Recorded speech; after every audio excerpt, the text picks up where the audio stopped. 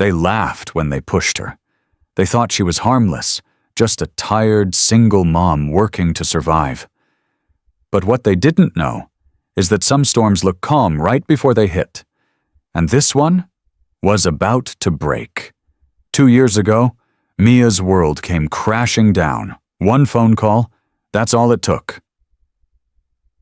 "There's been an accident," the voice said. Her boyfriend, Eric, the man she was supposed to spend her life with, was gone. A drunk driver. A single moment that shattered everything. For weeks, Mia couldn't eat, couldn't sleep. The apartment felt emptier than ever. The dreams they had together, opening their own business, traveling, building a life for their son, all gone overnight. But grief doesn't pay the rent, and love doesn't stop the bills from piling up. So Mia did what every strong mother does. She pushed through. She took on 3 jobs: waitress by morning, cleaner by night, cashier on weekends. Every morning started before sunrise. Every night ended with her body aching and her eyes burning. But no matter how tired she was, she'd whisper the same thing to her son before bed. "Mommy's got you, I promise." Her main job was at a local diner. Small, noisy, always busy. She kept her head down, smiled for customers, and stayed out of trouble until the new manager arrived. His name was Kevin Ross, loud, arrogant, and the kind of man who loved power a little too much. On his first day, he walked in like he owned the place, and from that moment on, Mia became his favorite target. "Hey, Mia," he'd sneer, "spill another coffee and maybe you'll get that promotion." The others laughed. She didn't. She just kept cleaning tables, ignoring the heat in her chest. But it didn't stop there. Kevin made little comments every day about her clothes, her life, her being a single mom, and the people around her just let it happen because that's what people do when cruelty hides behind a smile. Still, Mia stayed quiet, not because she was weak, but because she couldn't afford to lose her job. Sometimes, when the laughter got too loud, she'd sneak into the storage room, take a deep breath, and whisper to herself, "Just a little longer." For Liam. But no matter how much she tried to stay invisible, trouble always seemed to find her. One afternoon, her phone buzzed while she was refilling coffee, a text from her son's school. "Please come in. There's been an incident." Her hands shook. When she got there, she found Liam sitting alone in the hallway, a scrape on his cheek and tears in his eyes. The principal explained. He'd been cornered by a few older kids, and when Mia asked for the names, one of them stood out. Kevin Ross Jr., her manager's son. Her stomach twisted, the same man who mocked her at work. His son was now hurting hers. That night, as she tucked Liam into bed, she promised herself, quietly, that things were going to change. But she didn't tell anyone how. For the first time in months, Mia couldn't sleep. She just sat in the dark, thinking. About her life, about the people who walked all over her, and about how tired she was of pretending to be weak. The next morning, something was different. She didn't look different. She didn't talk different. But there was something in her eyes, a calm, quiet kind of fire. At work, Kevin noticed. He tried his usual jokes, but she didn't flinch this time. She just looked at him, smiled faintly, and kept moving. No one knew what was coming. Not her co-workers, not Kevin, not even the bullies who hurt her son. But Mia did. Because when you've lost everything, there's nothing left to fear. If you were in Mia's shoes, what would you do? Keep enduring in silence, or finally stand up? Let me know in the comments, because what happens next will shock everyone who thought she was weak. Over the next few weeks, something in Mia changed. She wasn't the same quiet woman everyone used to ignore. She was calmer, still polite, still soft-spoken, but there was a certain look in her eyes, The kind that made people think twice before speaking. Kevin didn't like that. He'd built his power on making others feel small, and Mia's silence bothered him more than her words ever did. One evening, during the dinner rush, he snapped. "Mia, you think you're better than everyone else now?" he shouted across the diner. The room went silent. Every customer looked up. Mia froze for a moment, then calmly wiped her hands, turned around, and said, "No, Kevin, I just don't care what you think anymore." Kevin's face turned red.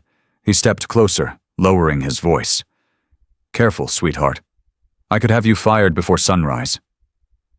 Mia just smiled. "Then I'll finally get some sleep." And she walked away. That single moment sent whispers through the staff. No one had ever stood up to Kevin before. Later that week, she started noticing something strange. A car parked across from her apartment. Same model, same spot. Every night. Once, she saw a shadow move inside it when she closed her curtains. At first, she thought it was her imagination. But then came the messages. Notes slipped under her door. "Quit your job. Don't talk back. You'll regret this." Someone wanted to scare her, and they were doing a good job. For a while, she didn't tell anyone, not even the police, because she knew how these things went.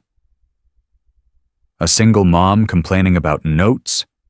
They'd probably just tell her to move. But fear, it has a way of turning into focus. Every night, after putting her son to bed, Mia would stay awake, pacing, thinking, breathing through the fear instead of running from it. And something in her eyes, that same quiet fire, started burning again. It was a Friday evening when everything changed. Mia had just finished her shift. The streets were dark, the diner lights dimmed behind her. She was walking home when she heard footsteps, slow, deliberate, following her. She stopped. The steps stopped too. She turned the corner, walked faster. The sound followed, closer this time. She reached into her bag, pretending to search for her keys, when a voice said, "You think you can talk to my dad like that?" It was Kevin's son, and two of his friends, teenagers, drunk on arrogance and stupidity.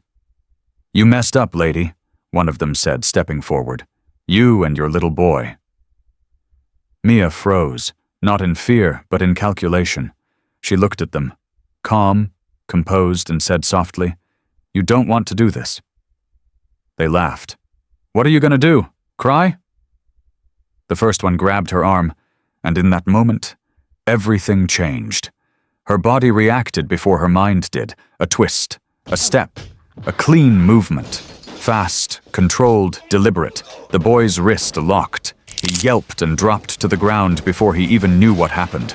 The second one lunged. She sidestepped, swept his leg, and he fell hard. The third one froze, backing away. "What the hell? Who are you?" Mia didn't answer. She just looked at him, steady, cold, and said quietly, "Go home. Tell your father I'm done being silent." They ran, all of them.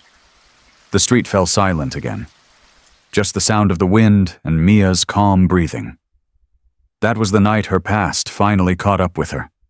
The fighter she buried 2 years ago was back. The next day, Kevin didn't show up to work.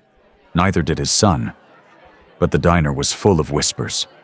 Someone had recorded the incident, a blurry video of 3 boys attacking a woman, only to be instantly taken down. By noon, it was everywhere in town. Single mom stops attack. 3 teens hospitalized after failed mugging. No one knew her name, but everyone was talking about her. When Mia walked into the diner that day, every eye followed her. Not out of pity this time, but respect. A few days later, she got called into the office. The regional manager was there. Kevin wasn't. "We've reviewed some complaints," he said carefully, "and, Kevin won't be returning. Effective immediately." Mia just nodded. She didn't gloat, didn't smile. She just said, "Thank you," and walked out. For the first time in years, she felt light, free, like she could finally breathe again. When she got home, her son ran to her, waving a small certificate. "Mom, I got Student of the Month." She smiled, a real smile this time, and hugged him tight. "I'm proud of you, Liam." He looked up at her and said, "Mom, did you really fight those bad guys?" She froze, then laughed softly. "Where did you hear that?" "Everyone's talking about it at school." Mia smiled again, this time with a hint of pride. "Let's just say, I remembered who I am." Life slowly went back to normal, or something like it. The diner hired a new manager, kind and respectful. Tifo, whispers faded, but people never forgot. Every once in a while, someone would glance at her and smile quietly, a mix of respect and admiration. And Mia? She didn't care about the attention. She only cared that her son slept peacefully, without fear. Because sometimes the strongest people are the ones who don't show it, the ones who endure until silence becomes their superpower. Mia never went back to teaching karate, but every morning before work, she still trained, not for revenge, not for glory, but to remind herself that she's still the fighter life tried to break. What would you have done if you were Mia? Stay silent, or finally fight back? Tell me your thoughts in the comments. I'm reading everyone. And if you believe strength doesn't always look loud, hit that like button. And share this story so more people remember what quiet power really looks like.